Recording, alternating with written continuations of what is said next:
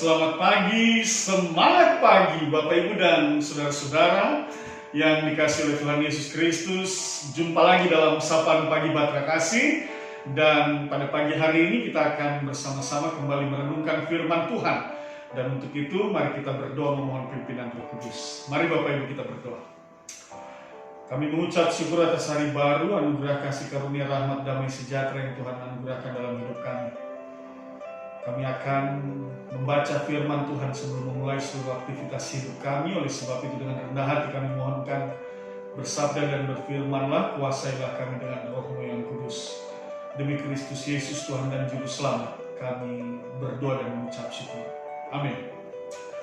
Bapak Ibu dan saudara-saudara, opa oma, anak cucu yang dikasihi oleh Tuhan Yesus Kristus, kita akan membaca firman Tuhan pada pagi hari ini. Terambil dari pertama Petrus pasal 4 ayatnya yang ke-7 sampai dengan ayatnya yang ke-11. Pertama Petrus pasal 4 ayat 7 sampai dengan yang ke-11. Mari kita siapkan di bawah judul perikop hidup orang Kristen.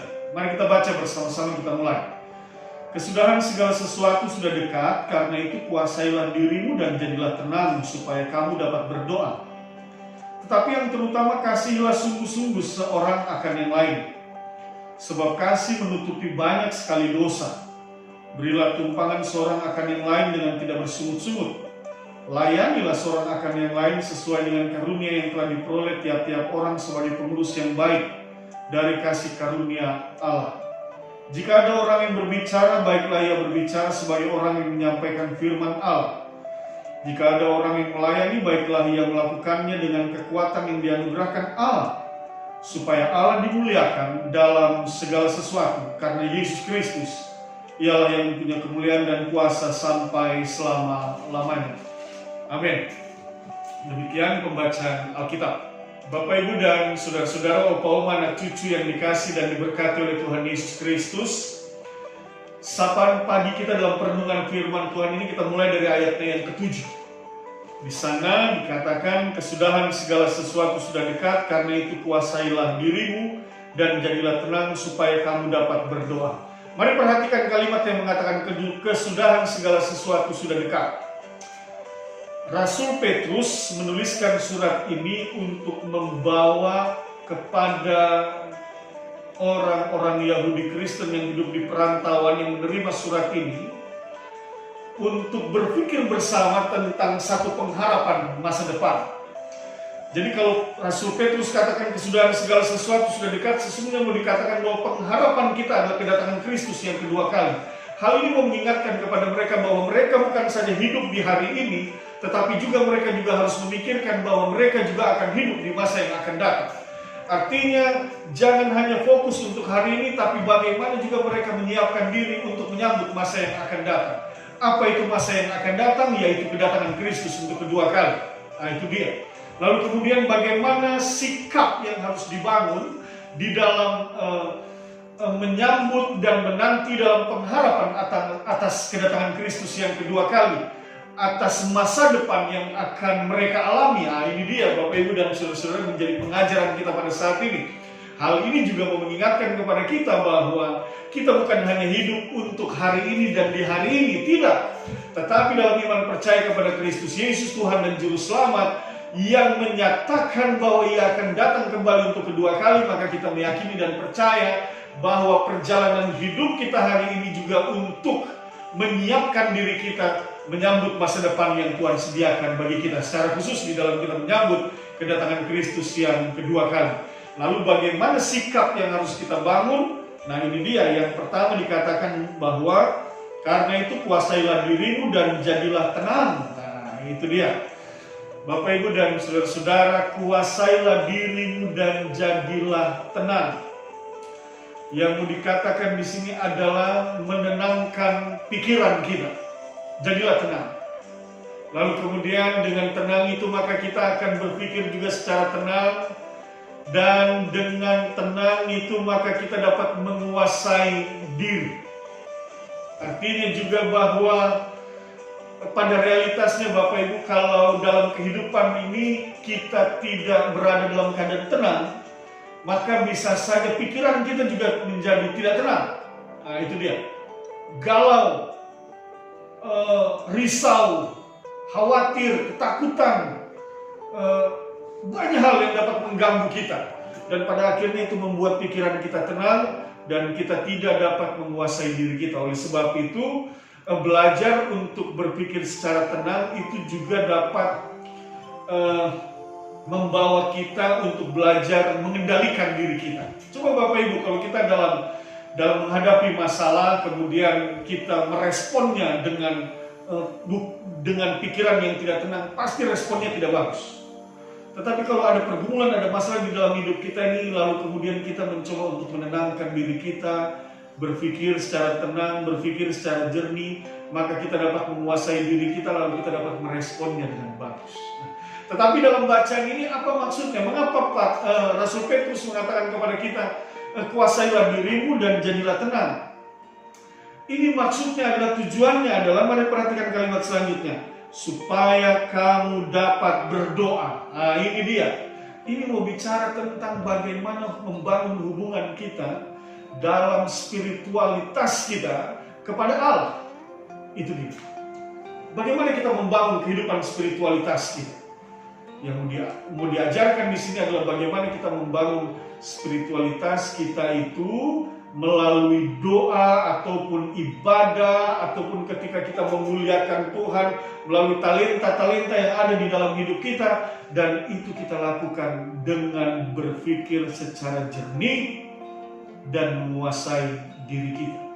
Sehingga Bapak Ibu dan saudara-saudara, apapun persoalan dan pergumulan yang kita hadapi, ketika kita berpikiran tenang, ketika kita dapat menguasai diri kita, maka kita pun dapat berdoa secara tenang, secara damai kepada Allah. Ada banyak orang yang merespon persoalan dan pergumulan dalam hidupnya itu dengan penuh amarah, penuh emosi, penuh begitu mengerikan bahkan, dan pada akhirnya karena responnya seperti itu, ketika dia juga membangun spiritualnya kepada Allah, ya lebih pada menyalahkan Tuhan Allah, menghakimi Tuhan Allah bahkan, dan bertanya, mengapa harus terjadi demikian? Engkau tidak adil Tuhan. Tuhan, Engkau tinggalkan kami. Tuhan, mengapa Engkau tidak mengasihi kami? Lalu dengan mudah orang menghakimi Tuhan. Padahal harusnya tidak demikian. Itu sebabnya Petrus katakan, kuasailah dirimu dan jadilah tenang. Dengan hati yang tenang, damai, pikiran yang tenang, maka kita membangun relasi kita kepada Tuhan. Dan kita memohon hikmat Tuhan memampukan kita untuk menemukan setiap jalan keluar di tengah berbagai pergumulan dan persoalan. Nah, itu dia. Jadi itu yang pertama, Bapak Ibu dan saudara-saudara, mari jadilah tenang, kuasailah dirimu di dalam engkau membangun hubungan kepada Allah. Lalu bagaimana di dalam engkau membangun hubunganmu dengan orang-orang di sekitarmu? Nah, ini dia. Di ayatnya yang berikutnya, pada ayat yang ke-8 dikatakan, tetapi yang terutama kasihlah sungguh-sungguh seorang akan yang lain, sebab kasih menutupi banyak sekali dosa. Ayat 9, berilah tumpangan seorang akan yang lain dengan tidak bersungut-sungut. Ayat 10, layani seorang akan yang lain sesuai dengan karunia yang telah diperoleh tiap-tiap orang sebagai pengurus yang baik dari kasih karunia Allah. Itu dia.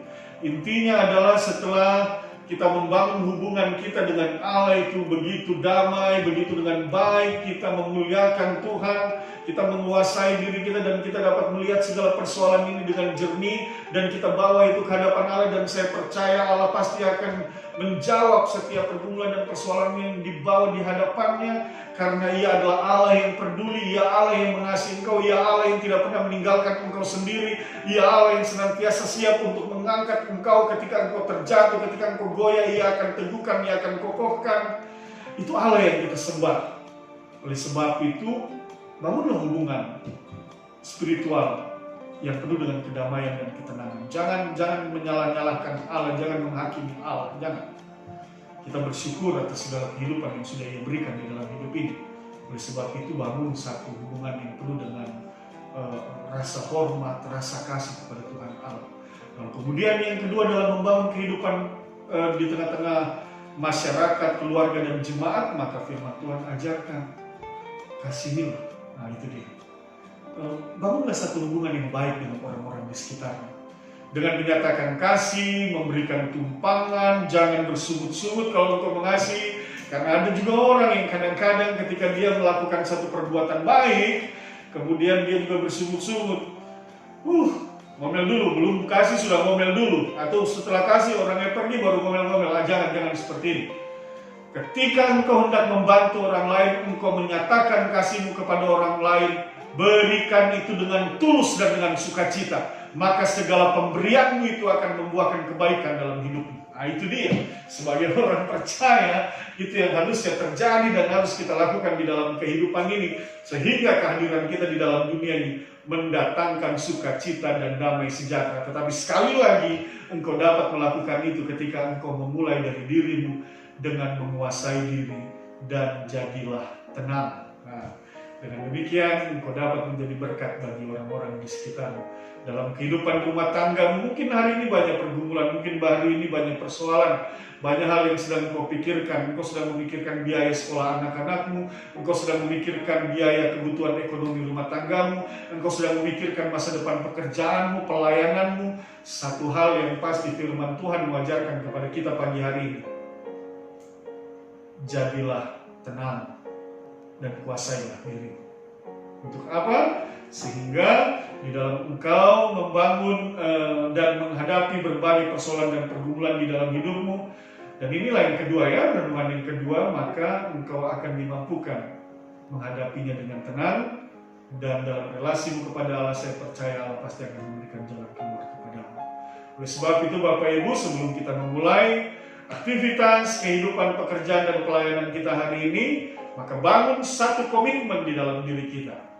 Aku mau menjadi tenang, dan aku mau menguasai diriku, dan aku akan menjalani hari ini bersama dengan Tuhan, dan aku yakin dan percaya kasih karunia rahmat damai sejahtera berkat Tuhan akan memenuhi kehidupanku bersama dengan keluargaku, memampukanku menjadi berkat bagi orang-orang di sekitarku.